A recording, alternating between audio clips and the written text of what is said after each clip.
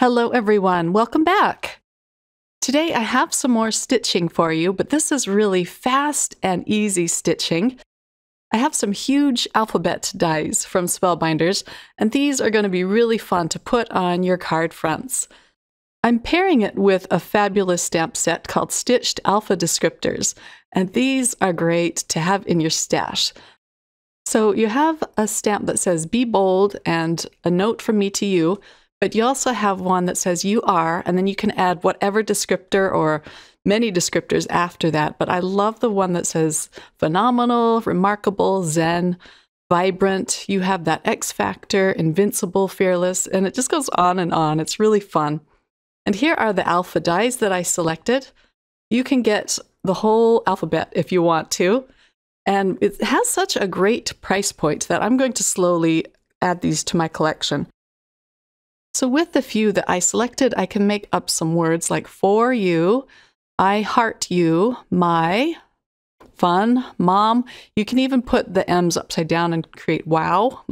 And then "you" and "are," which I'm going to be using in this video.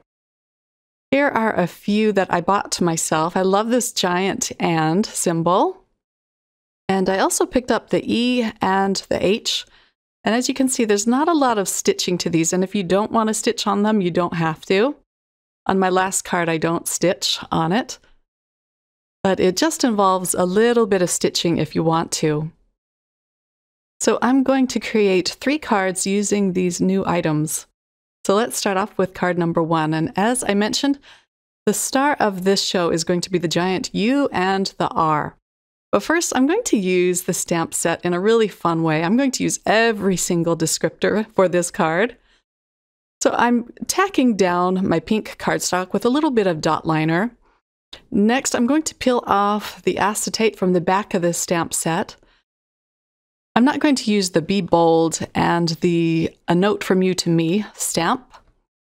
And there are 2 descriptors that are vertical, and I'm going to change them so that they are horizontal.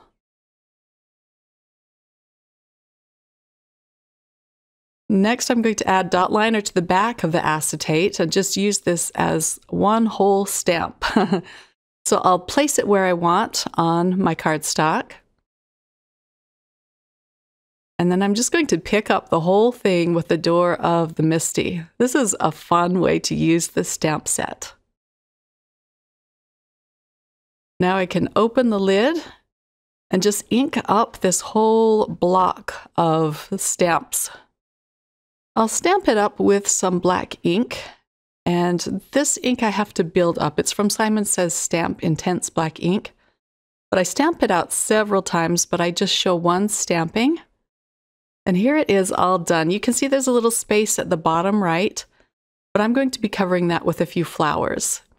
But isn't that fun? I do make up a second card, and I'll show that at the end of this video.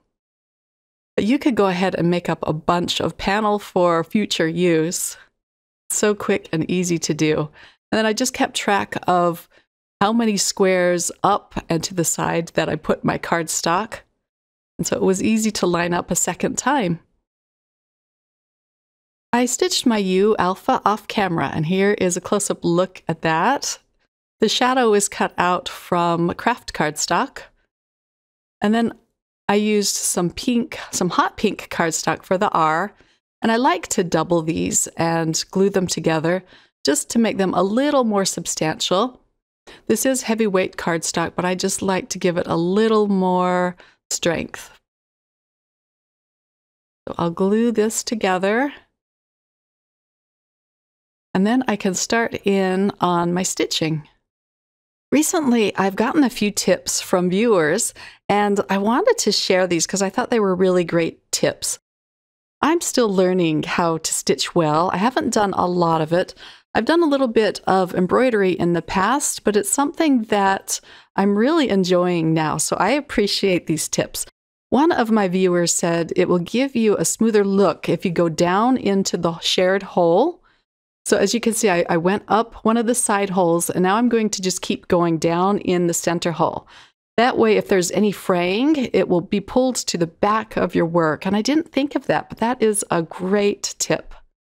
So that's what I'm doing on this one. I'm just going to keep going down into the shared center hole so that I don't pull up any bumps or frays. It'll just all be pulled down into the back of the work. And the second one is really great too, because I often will glue my ends down or tape them down, but it's a lot of work.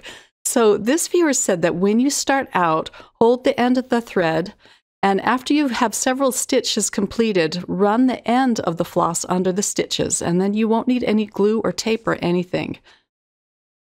So I didn't read that before this video, but on my next stitched piece, I am definitely going to employ that. On this one, all I did was cut the ends and glue them down, which can take up some time. As you see me here, I'm just snipping the ends and then adding a little drop of glue, and then I have to hold it down for a little bit for it to dry. So give these tips a try. I'm certainly going to keep using them in my stitching, and thank you both for sending those to me. I love it when I get great tips like that. So once I have all of my ends put in place, I'm going to use more glue just to glue this flat down onto the shadow die cut. You could also pop this up with foam squares if you wanted. Let's put that over the shadow piece, and doesn't that just look darling? I'll hold that in place for a minute. And now let's put this card together. So I cut down this panel so it's a little bit smaller than an A2 sized card. And I like to see the matting of the craft cardstock behind it. This kind of ties into the craft cardstock behind my letters. I picked this little set up from Hobby Lobby, and I wanted to use this little flower. And I'll go ahead and stitch that off camera. I'm adding it to the bottom of this card to hide that empty space there. The U and the R I'm going to pop up with some foam squares. I'll use my tweezers just to get my fingers out of the way so I can center these. And I really like the look of how I flip-flopped the U and the R with the thread as well as the colors, the hot pink and the light pink. And now for the flower, I'm going to cut down the greenery so it's a little bit shorter. But I'll go ahead and tack this on with another foam square. I'll pick up the leaf with the foam square, and I'll turn the whole thing over and add a little bit of liquid glue. And that looks so cute just at the bottom of the card. Let's attach this to a white card base. This is a top folding card base. I added a few gems to the bottom corner, and here it is all done. And I'll show you another one that I created with this design at the end of the video. I love all of those descriptors. It's just so much fun. Okay, on to card number 2. So I'm going to make a mom card, and I stitched this with some beautiful silver thread. Now this thread was a little more finicky to use, but I found that if I used shorter lengths, that it's easier, a lot easier. Here's what it looks like. I always like to make the thread as long as I can so that I can just keep on stitching. But when I use this thread, I'm going to start making it shorter. It was just easier that way. This is going to be a mini slimline, and this set is a large die of the month set from July of last year. You can still purchase this set. I love it because it has all of these different mini slimline sizes. But I'm going to glue the shadows down flat. This is some Silver Fox cardstock, and the blue is called Cosmic Blue. I love the gray and the blue together. And now for the letter pieces, I'm popping those up with small foam squares. The silver thread provides just a little bit of sparkle, but it is pretty subtle as well. The color is going to come from the flowers. So once I have those in place, I'm going to start gluing down some green leaves as well as these bright flowers. And I'm just going to place them around the O. So I know Mother's Day is over, but these will make some really great Mother's Day cards in the future. But I'm just sending this out to my mom for her birthday coming up here soon. And also, if you flip this card upside down, you could have the sentiment that says, wow. I want to create a card that says fun, and you can use the U as an N or a U. Here is the last little flower to put in place. And then I'll glue this onto a white card base that measures 6 1/4 by 3 1/4. I like how you see little dots around the border from this rectangle die I used. And here it is all done. So I'm going to create one more card using these dies. I cut them out using the shadow die as well as the letter die at the same time. And it creates this really fun look with these dies. I'm just going to glue them down flat. You could put foam strips behind them, but it is kind of narrow. I think that it would peek through a little bit. Now for the O, and then we'll use the center of the O. Next, I'll add a few flowers and pop them up with some foam squares. These little flowers came with my die cut machine when I purchased that from Spellbinders, and I haven't used them yet.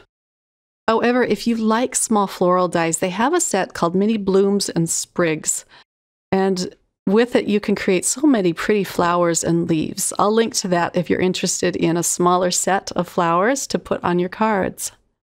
I'll put this flower down, and then I do end up adding one more. You'll see it on the finished card here in just a minute. I'll add this to another white card base, and then it is done. And here is a close-up look at card number 3. As always, I'll provide links to these products in the description box below if you want to check any of them out. And again, these are called the Stitched Alphabet Collection and the Stitched Alphabet Descriptors. Thanks for watching, everyone. I hope that you were inspired. And I hope that you can sit down today and create some really fun cards of your own. Take care, my crafty friends. Bye.